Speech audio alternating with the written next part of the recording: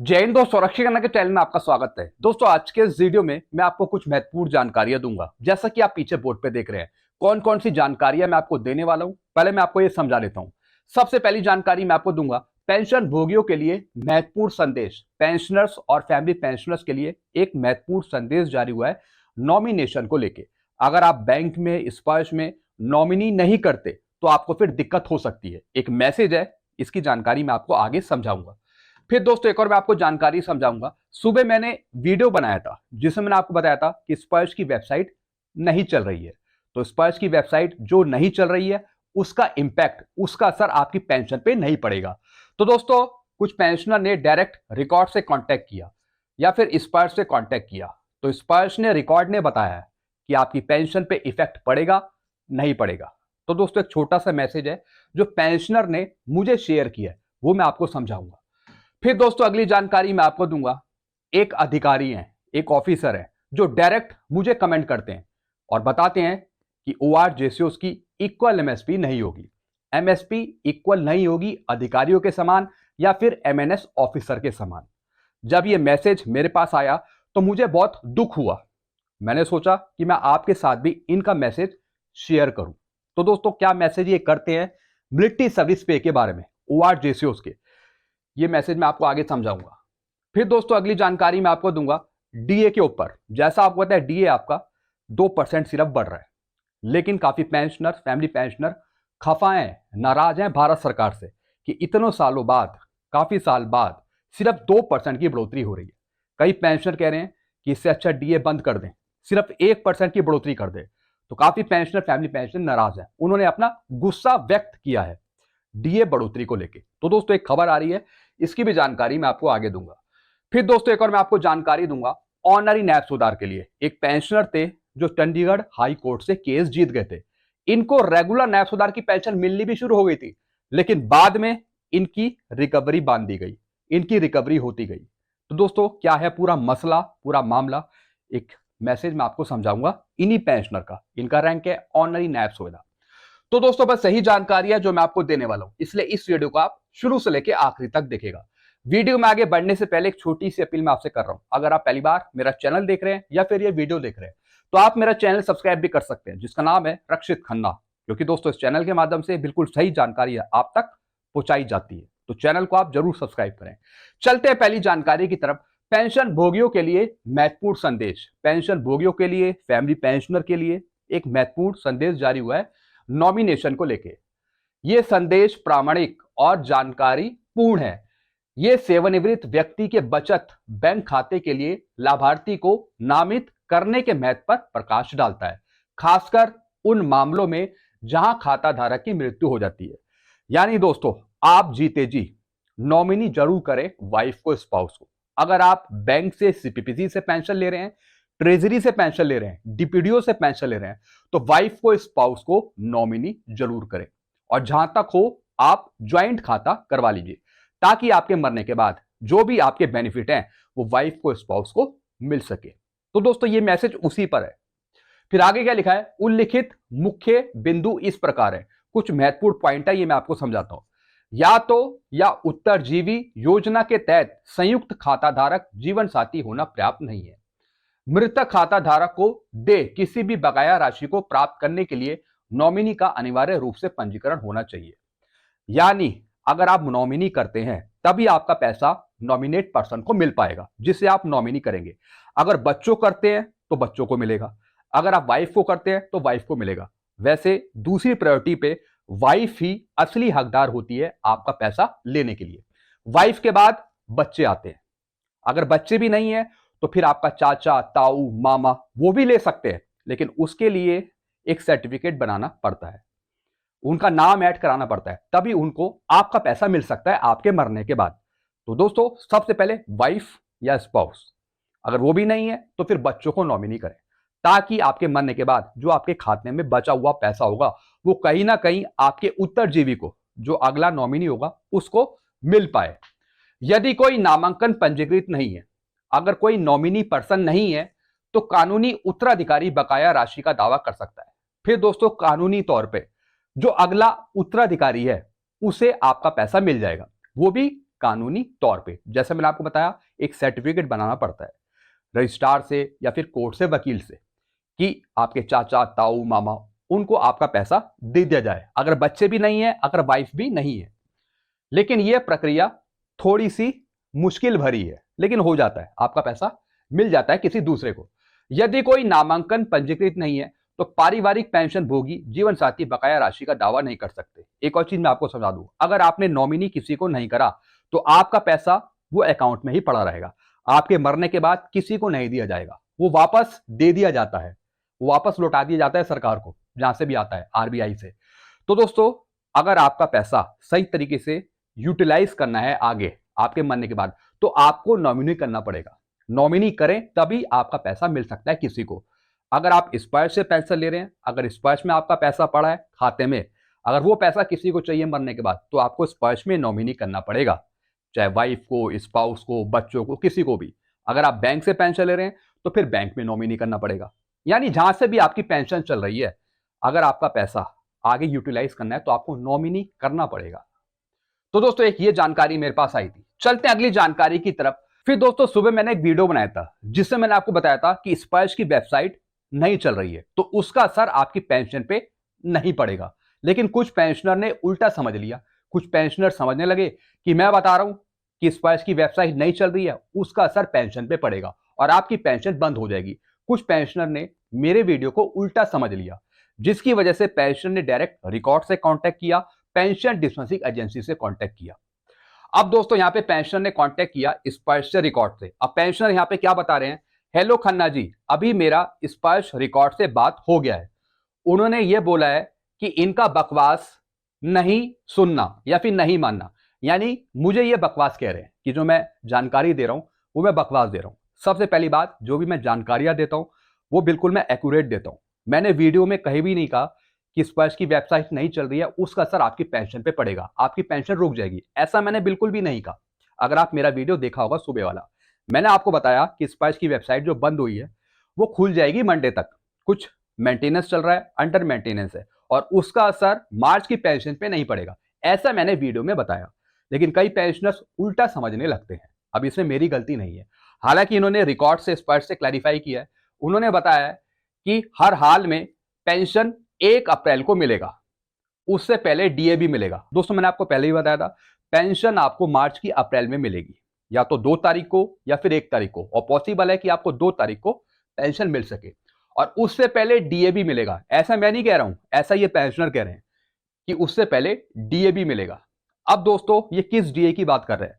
क्या 55% डीए की बात कर रहे हैं या 53% डीए की बात कर रहे हैं? ये तो यही जाने। तो दोस्तों, आपको चिंता करने की जरूरत नहीं है। स्पर्श की वेबसाइट चाहे 4 दिन बंद हो, 10 दिन बंद हो, लेकिन पेंशन आपको मिल जाएगी मार्च की, वो भी अगले महीने। तो दोस्तों, अगर आप मेरे वीडियो को सही तरीके से नहीं समझते तो फिर आप कंफ्यूज हो सकते हो। तो बेटर है कि आप सही तरीके से वीडियो को समझे, तब आप कमेंट कर सकते हैं। चलते अगली जानकारी की तरफ। अब दोस्तों, यहां पे एक अधिकारी हैं जो मेरे को एक मैसेज करते हैं मिलिट्री सर्विस पे के बारे में, और जब इन्होंने मुझे मैसेज किया तो मुझे काफी गुस्सा आया। आपको भी गुस्सा आएगा अगर आप इनका मैसेज देखेंगे या फिर समझेंगे। अब लिखते क्या है ये मैं आपको बताता हूं। रक्षित जी, मैं कैप्टन अमरपाल सिंह हूं। मैंने इनका नेम और आईडी इनकी हाइड कर रखी है फॉर ए सिक्योरिटी पर्पस। मैं कैप्टन अमरपाल सिंह हूं। आप वीडियो में कहते हो कि इक्वल एमएसपी मिलना चाहिए, लेकिन मैं आपको बता दूं कि सरकार इक्वल एमएसपी कभी नहीं देगी ओआरजेसीओस को। यानी इन्होंने भविष्यवाणी पहले ही कर दी कि ओआरजेसीओस को इक्वल एमएसपी कभी नहीं मिलेगी। हालांकि दोस्तों, इससे पहले मैंने जितने भी वीडियो बनाए हैं, मैंने उसमें बताया है कि ओआरजेसीओस को बढ़ी हुई एमएसपी मिलनी चाहिए, क्योंकि उनका रिस्क हाई है। जो एमएसपी है वो रिस्क के फैक्टर पे काम करती है। अब क्या जो एमएसपी की डेफिनेशन है, क्या इन अधिकारी को पता है? मुझे तो लगता है इनको नहीं पता, तभी ये ऐसा कमेंट कर रहे हैं और पहले से ही भविष्यवाणी कर रहे हैं कि इक्वल एमएसपी नहीं होगी। दोस्तों, जब तक हमारे सांस में सांस है ओआरस की, जेसीओस की, हम इक्वल एमएसपी की लड़ाई लड़ते रहेंगे। लगातार हम लड़ाई लड़ते रहेंगे। ऐसे कमेंट हजारों आते हैं, हमें ध्यान नहीं देना। अब आगे क्या लिखते हैं दोस्तों, ये सिर्फ 8वें वेतन आयोग में मिलिट्री सर्विस पे बढ़ेगी, जवानों की और जेसीओस की। दोस्तों, ये तो हम भी जानते हैं कि 8वें वेतन आयोग में मिलिट्री सर्विस पे बढ़ेगी, जवानों की, जेसीओस की, ये तो हम भी जानते हैं। इक्वल कभी नहीं होगी, चाहे कुछ भी कर लो। दोस्तों ये तो चैलेंज कर रहे हैं, ORGCOs को ये चैलेंज कर रहे हैं कि कुछ भी कर लो लेकिन इक्वल कभी नहीं मिलेगी। दोस्तों आप नीचे कमेंट करिए, आप नीचे कमेंट करके आप खुद ही इनको जवाब दीजिए। फिर दोस्तों आगे क्या लिखते हैं, आप वीडियो बनाना छोड़ दो, सरकार आपकी बात नहीं मानेगी। ऊपर से मुझे भी चैलेंज कर रहे हैं कि आप वीडियो बनाना बंद कर दो, सरकार आपकी बात बिल्कुल नहीं सुनेगी। पे कमीशन सभी MSP अलग अलग करेगा, यानी जो पे कमीशन है 8वां पे कमीशन, उसमें मिलिट्री सर्विस पे वो सबकी अलग अलग करेगा। अधिकारियों की हमेशा ज्यादा रहेगी मिलिट्री सर्विस पे और MNS की। इन्होंने ये भी कह दिया कि अधिकारियों की हमेशा मिलिट्री सर्विस पे ज्यादा होगी और जो नर्सिंग ऑफिसर है उनकी भी ज्यादा होगी। दोस्तों ये गलत बात है, ये गलत बात है। अधिकारियों को इन्होंने कहा कि ज्यादा होगी, MNS की कहा कि उनकी ज्यादा होगी, लेकिन जब हम इक्वल MSP की बात करते हैं तब दोस्तों ये ऐसा कमेंट करते हैं। और मैंने हर एक वीडियो में कहा है कि हमारी लड़ाई जारी रहेगी इक्वल मिलिट्री सर्विस पे हम लगातार लड़ते रहेंगे। लेकिन दोस्तों इनको जलन क्यों हो रही है, ये जेलस फील क्यों कर रहे हैं, आप खुद ही कमेंट करिए इनके इस कमेंट पे, आप भी जवाब दीजिए। चलते हैं दोस्तों अगली जानकारी की तरफ। अब दोस्तों यहां पे मैं बात करूंगा DA पर। कर्मचारियों को तगड़ा झटका, मात्र 2% बढ़ेगा DA। 2 महीने के एरियर के साथ भी इतनी बढ़ेगी सैलरी। दोस्तों अगर मार्च में घोषणा हो जाती है DA की, वो भी 20 तारीख से पहले पहले, तो यहां पे 2 महीने का एरियर बनता है, जनवरी का और फरवरी का। अगर अप्रैल में होती है घोषणा तो फिर 3 महीने का एरियर बनता है, जनवरी फरवरी मार्च का। लेकिन दोस्तों ये मैसेज जारी करा गया है, ये मैसेज आया है कि इन्होंने बताया कि सरकार यहां पे 2% की बढ़ोतरी कर रही है, जिससे पेंशनर और फैमिली पेंशनर खफा है। 7 साल में सबसे कम बढ़ोतरी, यानी हमने उम्मीद लगाई थी, पेंशनर ने उम्मीद लगाई थी कि महंगाई भत्ते में 3 से 4% की बढ़ोतरी होगी, 3 से 4% बढ़ेगा, ऐसी हमने पहले ही उम्मीद लगाई थी। लेकिन जैसे जैसे आंकड़े आए, जैसे जैसे आंकड़े आए, दिसंबर का आंकड़ा आया या फिर उससे पहले नवंबर का आंकड़ा आया, उसने दोस्तों पूरा खेल बिगाड़ दिया। उन्हीं आंकड़ों की वजह से सिर्फ 2% की बढ़ोतरी हो रही है और सरकार को गुस्सा दिखाया जा रहा है कि आप ये 2% अपने पास ही रखो, हमें 2% नहीं चाहिए। महंगाई को ज्यादा देखते हुए 3 से 4% की बढ़ोतरी होनी चाहिए, 3 से 4% की, और आप सिर्फ 2% ही दे रहे हो। ऐसा दोस्तों सरकार को गुस्सा दिखाया जा रहा है। पिछले 7 सालों में अब तक की सबसे कम बढ़ोतरी है। वहीं सैलरी भी नाम मात्र की बढ़ोतरी होगी।